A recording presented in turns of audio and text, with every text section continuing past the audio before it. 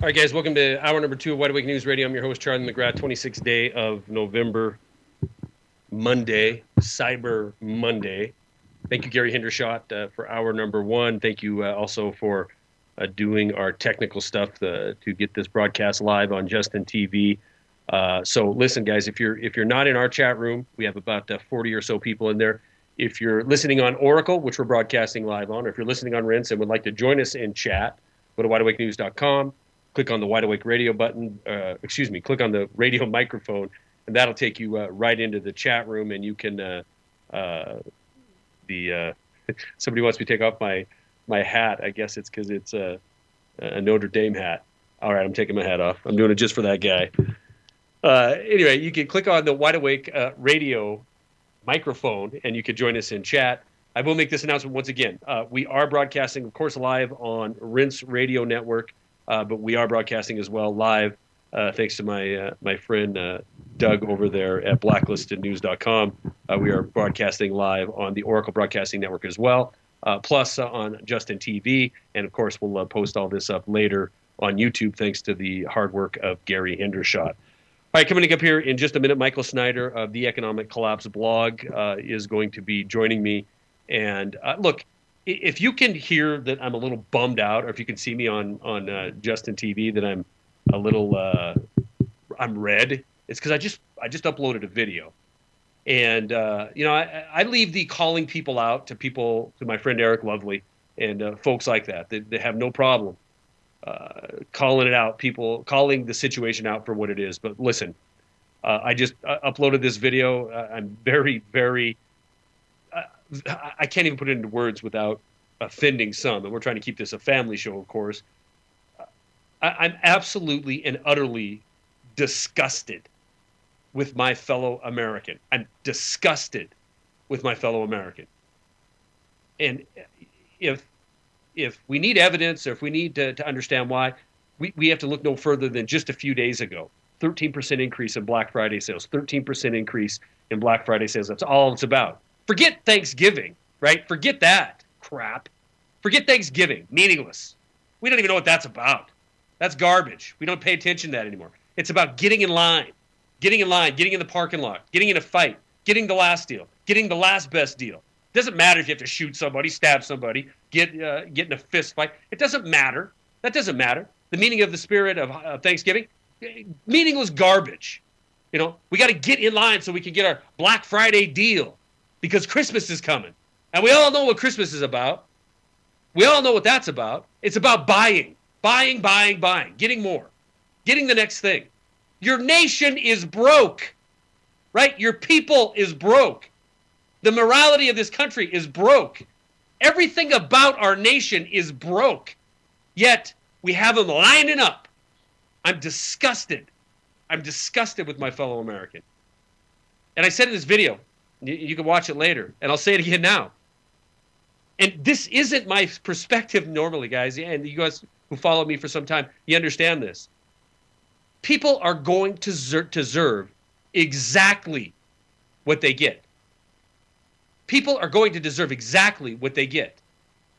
If you're sitting here and you're concerned about Cyber Monday because you didn't get all the deals you could on Black Friday, and your nation just went to $16.3 trillion in sovereign debt because on that glorious holiday, this glorious God-giving holiday of Black Friday, we borrowed $24 billion more. Our Treasury did, in your name. Why? So we could keep funding killing people around the planet. Why? So we could keep troops in Afghanistan, 10+ thousand, past the year 2014. Why? So we could have the world's largest embassy in Iraq, a country we've completely destroyed, destabilized, and killed countless thousands of people. Why do we borrow more and more money? Why do we keep giving more and more power, more freedom to these scumbags in Washington, D.C.? They're building a prison right around you. They're building it. I mean, look, if you can't see it, if you don't understand it, if you can't feel it, if you can't step away and not participate in this gulag state, in this corporatocracy, if you want to seal your fate and become nothing more than a debt slave that has to bow down and lick the heel of your masters in D.C. and on Wall Street, then you deserve exactly what you're going to get. People say we deserve the leadership we get because we get a vote for them. We vote these people back in. That's a lie. We don't vote for them. We vote for the best financed, the best funded. But if you're standing there on Friday, on Thursday, and you're celebrating Thanksgiving because it's now the warm-up to Black Friday, and you participate in that, shame on you. You will get what you deserve. Now, I know that's harsh, and I want to make sure that everybody understands I'm speaking for myself. If this offended you, I apologize. No, I don't. If this offended you, wake up. But I want to make sure that everybody understands Michael Snyder speaks for himself. I do not speak for him. So, Michael Snyder, welcome to the program. The Economic Collapse blog is your website, as well as The American Dream. Oh, wait a minute, The End of the American Dream. I'm doing it again. Michael Snyder, welcome to the program. Thank you, Charlie. It's great to be back with you. It's great to have you back on. You heard my mini rant there about the disgusting state of events in our nation. Hey, I got your picture up here on Justin TV. I've never seen you before. You're a good-looking man, Michael Snyder. Oh, well, thank you. What do you think? Am I too cynical? Am I too harsh? I mean, after all, we're inundated with propaganda. We're inundated with advertisement. We're told this is the way to be a good American. George W. Bush told me to go out and spend, in order to get us out of this recession, in order to get over the pain of 9/11. Maybe I'm being too harsh on my fellow American.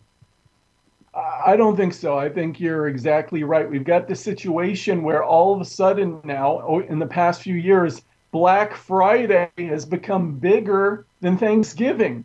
You turn on the news, and what are they constantly talking about? Black Friday, Cyber Monday. There's story after story after story about these things.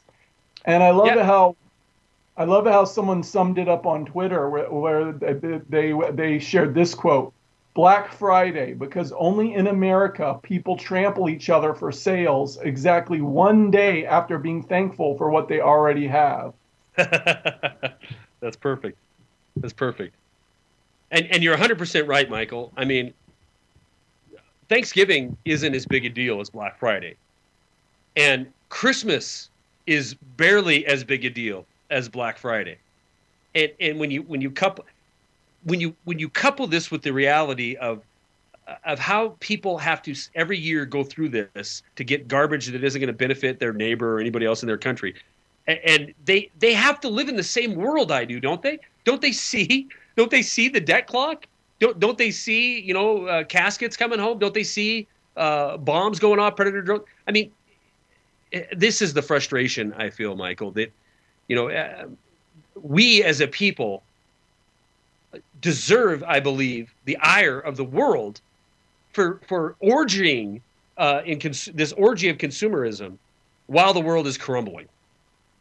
Oh, it's very true. And then what gets me is, just think about it. How many of these Black Friday deals were made in America? None. Hardly any of them. Almost everything that people are scratching and clawing and trampling each other for is made somewhere else. So as they're participating in this orgy of consumerism, they're also participating in the destruction of the U.S. economy. They're participating in the shipping of American jobs overseas. They're participating in the destruction of our economic infrastructure. They're participating in a trade deficit, which last year was $558 billion with the rest of the world. So we've got $500 billion a year of our national wealth leaving this country. We're becoming poor. We're seeing a steady conveyor belt of jobs, businesses leaving this country, but no one even bothers to check whether something's made in America or not. So people are willingly going down this path. No doubt about it. No doubt about it. And when we're about to come up against a break, but when we come back, it's interesting to me because as Black Friday kicked off, the Treasury, markets were open. The Treasury borrowed another $24 billion in order to get us right there, just almost to this next debt ceiling. And I think what we're going to see coming up here very soon, and there we go, I heard it. I thought I heard it. I think what we're going to see coming up here very soon is a realization of how this is all going to get paid for. And again, this goes back to the theme of a lot of people are going to deserve what they get because they didn't have the foresight. They didn't want to listen to anything outside of bread and circus. We're going to be back with Michael Snyder, founder of the Economic Collapse blog, and more Wide Awake News Radio in just a few minutes. Hang tight, guys. All right, guys, welcome back to Wide Awake News Radio. I'm Charlie McGrath, your host. Michael Snyder, the Economic Collapse blog, is our guest. Michael, I kind of dominated that first segment, but I want to kick it off with a question to you. And guys, if you're listening on Justin TV, Gary, I believe they heard that whole conversation about the operation that I had, and Gary's wife had a similar operation years ago. Unfortunately, hers was because of an automobile accident. But we were. And I'll get into that. For those of you who heard us talking about it on Justin TV, and I've had people ask me in emails about it, I'll get into that probably later in the week. But right now, because we only get Michael once a month or so, I want to kick this into gear on the economy a little bit and the state of our economy. Michael Snyder, we hit $16.3 trillion in sovereign debt on Friday. Now, Monday morning rolls around, Cyber Monday. Now, we're all supposed to have this optimism because we're a 13% increase on Black Friday. Cyber Monday's going great. But, 16.3 trillion, here we are, touching up against a debt ceiling once again. And we hear talks out of D.C. now. We hear talk out of D.C. This cracks me up because it's absolutely predictable, right? The Republicans who all signed this no tax pledge, now that's archaic. Right, that's something that was 20 years ago. We don't have to look at that anymore. And what are they looking at for going after for more revenue? This is the Republicans now. These are the guys who are supposed to be, we're not going to raise taxes. We're going to reel in spending, and the whole time our sovereign debt has exploded over the last couple decades. With the Republicans in control or the Democrats. And they're not going to look at, these corporations that park billions, if not trillions of dollars offshore. They're not going to look at going after the uber wealthy. They're going to go after what? I mean, their number one thing that I saw today, Michael, was the mortgage tax deduction is on the table. It's amazing to me, but predictable. Oh, absolutely. And the middle class always seems to get the short end of the stick. During the campaigns, they'll talk about going after the wealthy or doing this or doing that. But it's always the middle class that always gets hammered. So it's very frustrating to me. Meanwhile, they can't get their spending under control. All these agreements they made in the past, they haven't done anything. I mean, if you look at October 2011, the federal budget deficit was $98 billion. Then move ahead 1 year to October 2012, it was $120 billion. So the federal budget deficit 1 year later was more than 20% higher, despite all those agreements they had to cap spending, to do this, to do that, to control spending. So it's just a big charade. Meanwhile, of course, they're going to raise the debt ceiling again. Treasury Secretary Geithner, in fact, is running around saying, let's just get rid of this debt ceiling altogether. Need it anymore. And then Paul Krugman, the number one economic journalist in this country, Paul Krugman of the New York Times, is saying, hey, the solution to our problems is we need to borrow and spend and print a lot more. It's madness. He's cheerleading on this incredible bubble which is being inflated, and Obama's got a new term, and Bernanke's still in there, so we're going to continue to see them borrow and spend and print until the bubble bursts, at whatever point that'll be. So no change, no solutions. We're just the same old, and the outcome of this is completely predictable. But we can continue to hurtle along. Yeah, no doubt about it. And you're right. The outcome is predictable. My question, though, I guess, is: do you think my vision of the near future is we go through until Christmas, and then the first day of 2013, we are all freaking out over this fiscal cliff. It isn't that far away. I think we'll start to see a turn by Washington, D.C. onto the people. We're going to see them turn and start, regardless if they're blue team or red team, you're going to see the blue team come out and say, we have to get our spending in control, so we're going to have to take some of these social safety nets away. The Republicans are going to say we got to get our revenue in control, so we're going to take some of these deductions away. But you're right; they're all going to be geared towards the middle class. The question is, if we go the Krugman route, right, and we go the not only Geithner route, but we had Greenspan coming out saying we should get rid of the debt ceiling altogether. We go that rate, maybe this kicks down the road for another year, 2 years, 3 years.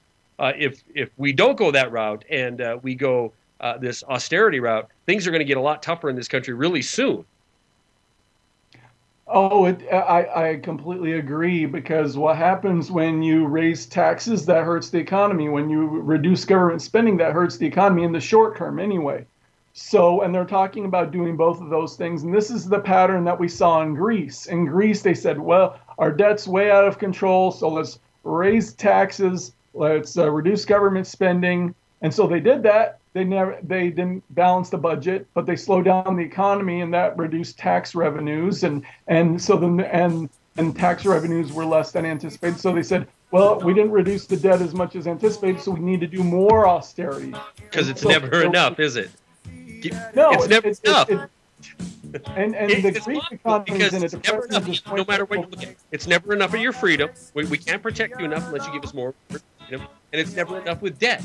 We're gonna go further into debt to fix our problem. Oh, we got to go a little further in debt. It's never enough. We're gonna be back with Michael Snyder from the Economic Collapse blog and more Wide Awake News Radio in just a few minutes. Welcome back to Wide Awake News Radio. Michael Snyder of the Economic Collapse blog is our guest.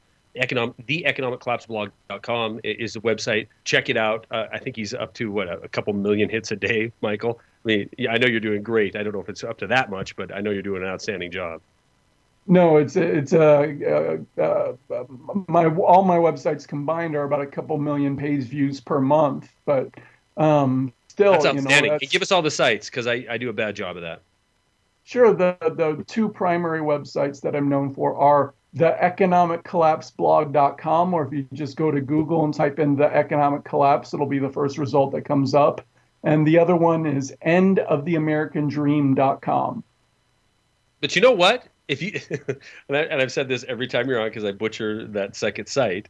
If you type in the American Dream on Google, it's the first one that comes up. Not the end, but just the American Dream.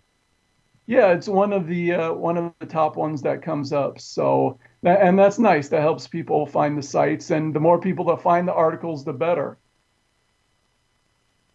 Well, I want to talk a little bit. About the situation as far as hunger in this country in a minute, but I want to give you a chance to follow up and answer that question as far as timing goes.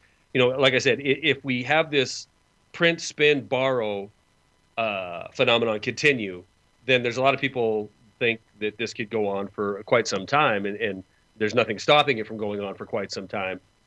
But there's the other school of thought, the one I belong to, which is they're going to let the austerity hammer come flying here pretty quick. That, coupled with geopolitical events going on right now, is going to spell a very severe change in your standard of living very soon. And I mean like 2013 soon. What are your thoughts on that, Michael?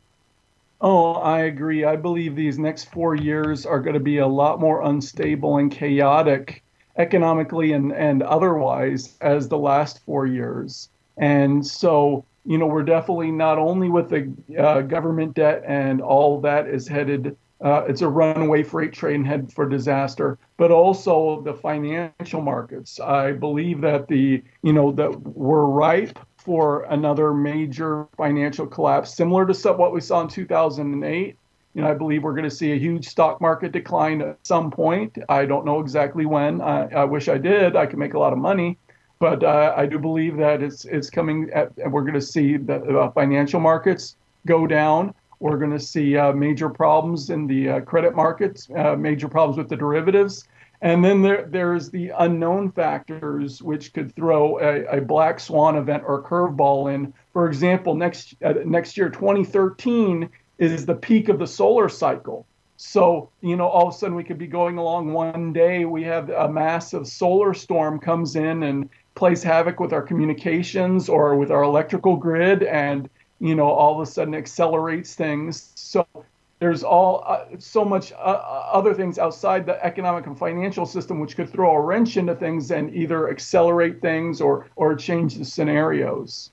No doubt about it, and I never even thought of that because you're right. Well, I knew that was coming up right now until mid next year. We are at the peak of solar activity. Something like a mass coronal ejection. I mean, that would just seem like par for the course.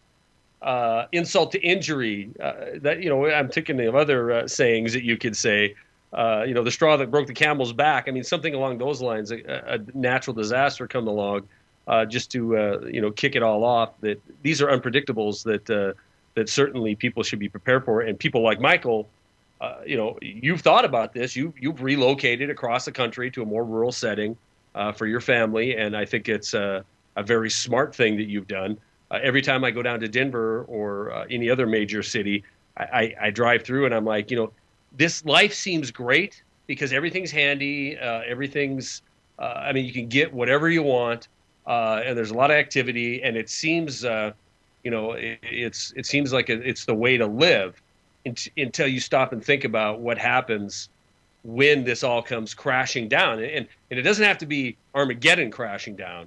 It could be an announcement of the government that they're reducing, the number of people who are on food stamps from 47 million to 20 million. We're going to go back to 2007 levels. And man, I don't want to be anywhere near these urban areas, even with something, fairly small like that, let alone, you talk about a credit freeze. Can you just imagine what it looks like if we have a European debt implosion causing a credit freeze, causing everything from your bank to go under to your ATM not working, what some of these major cities would look like. Oh, absolutely. Absolutely. That's why one of the big things I recommend for people is for them to become more independent, because if you're dependent on the system, just think of the average American today. The average American, they've got a job, their husband or wife has a job, but the job's never enough because incomes continue to decrease as prices continue to rise. So they go into debt, they get out the credit cards, they go out to the retail stores on Black Friday and spend lots of money, and they go into lots of debt, and they're living paycheck to paycheck. They're making it from one month to the next month. They're trying to keep up with their debts. And then one day comes along and they lose their job and the rug's pulled out from under them because they have no emergency funds. They suddenly they can't pay their mortgage. They're in danger of losing their home. Most people live such fragile financial lives, dependent on that job always being there, dependent on being able to stay on that wheel and keep chasing that cheese. But at some point, the music stops, and it's kind of like I compare to the middle class today to like a game of musical chairs. The music stops, and the number of chairs is decreased. And all of a sudden, a bunch of people find that they've lost their place in the middle class. And that's what we're seeing today. We're seeing a shrinking middle class, and we're seeing an increase in hunger and poverty. In fact, we've seen food stamps cross the 47 million mark, all-time high. We see the number of Americans going to food banks at an all-time high. And I just put up an article today that talked about how food banks all over the nation, sometimes they actually have to turn people away because they run out of food. There's just that great of a demand. So we have kind of this two Americas going on right now. The elite in the big cities that are working for the big banks and working for the system, they're doing great. They're lining up at the Apple stores for their new gadgets. They're looking forward to Christmas and buying all kinds of stuff. On the other hand, you've got this growing number of Americans on the bottom of things, which they're desperate, they're hungry, they are having a really hard time taking care of their families, and they're wondering, well, where's the prosperity, where's the economic recovery for them? No doubt about it. In fact, even here in Bozeman, Montana, this is a pretty affluent area. We're here in the beautiful Rockies. We have a couple of great ski resorts here. We have the Yellowstone Club. If those of you haven't heard from that, it is a who's who of a political elite and financial elite have this area of wilderness that's basically bought off and theirs, where you have to spend at least $3 million to build a property there. I'm not making this up. These are the covenants to belong into this uber elite club.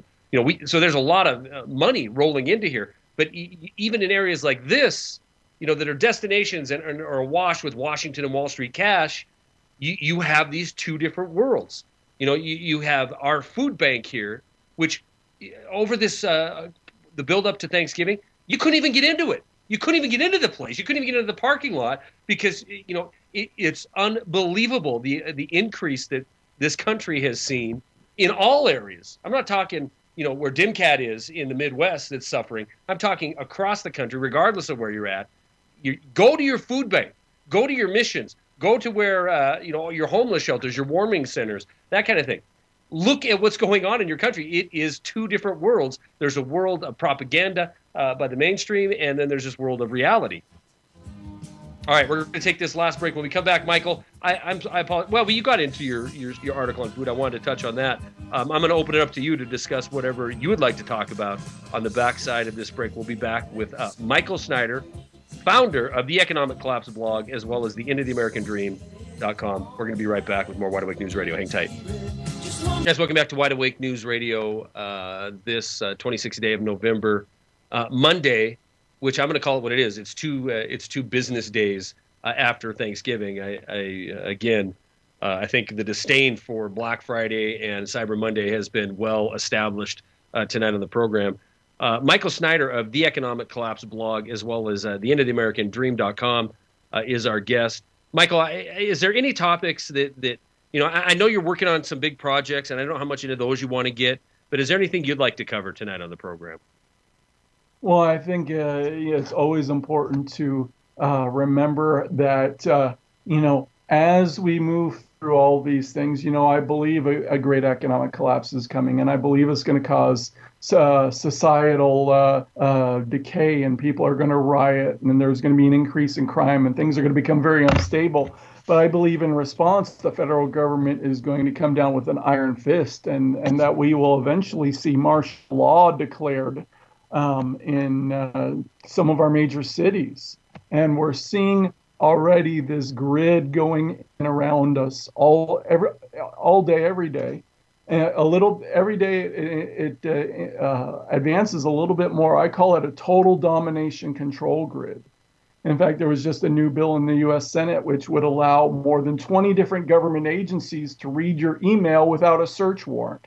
They're always pushing that envelope, trying to, and it's not just one thing, but it's in hundreds of different ways that it's closing in around us. And we're losing our freedoms, we're losing our liberties, we're losing our privacy. And this is something we really can't talk about too much. No doubt about it. I saw that bill, and I think with some, isn't it planned to be dropped because of so much pressure that was levied against it?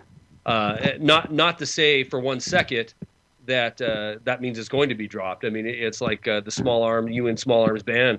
We were all told this was dropped. Well, it wasn't. I mean, that was the initial news, and then we find out, a few weeks later when it's not in the mainstream, or not when it's not in the focus of alternative media, I should say, not mainstream media. When it comes out of focus, then it just gets pushed through anyway.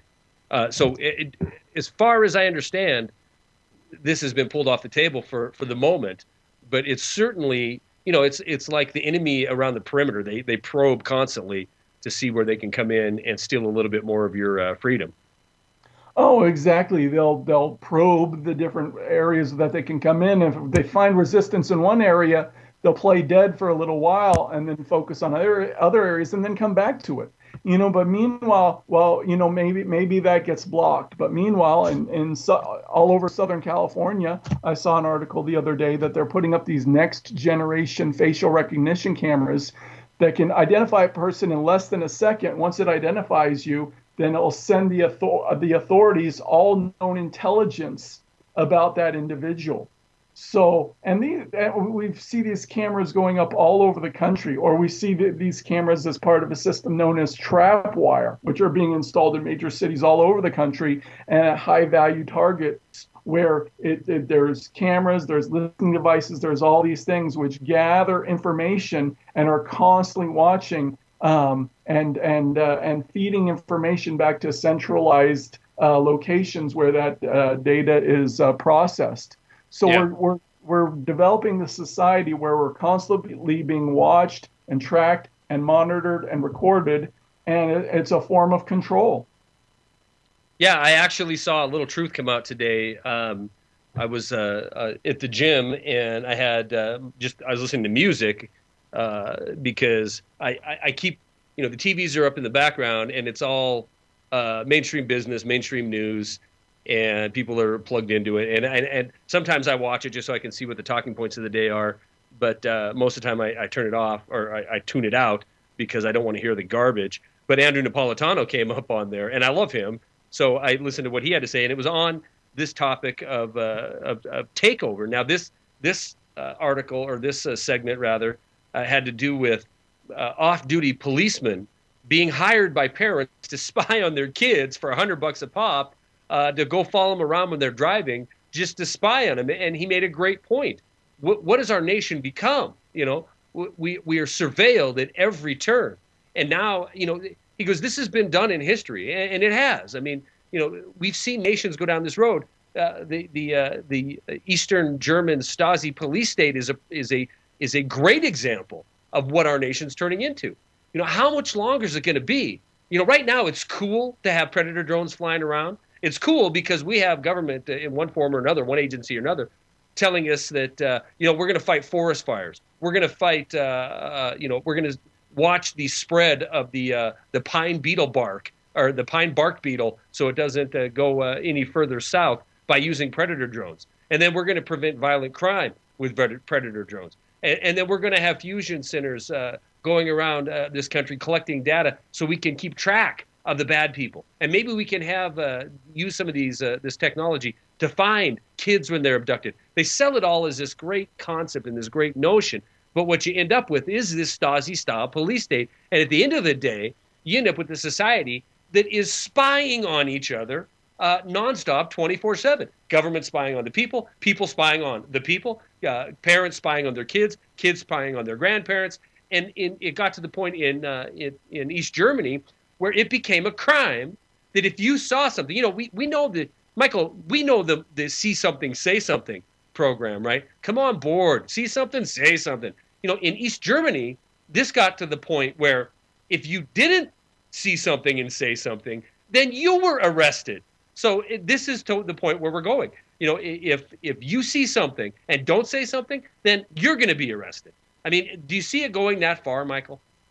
Oh, and the potential for even far worse, because today we have technology that the tyrants of the past never dreamed of.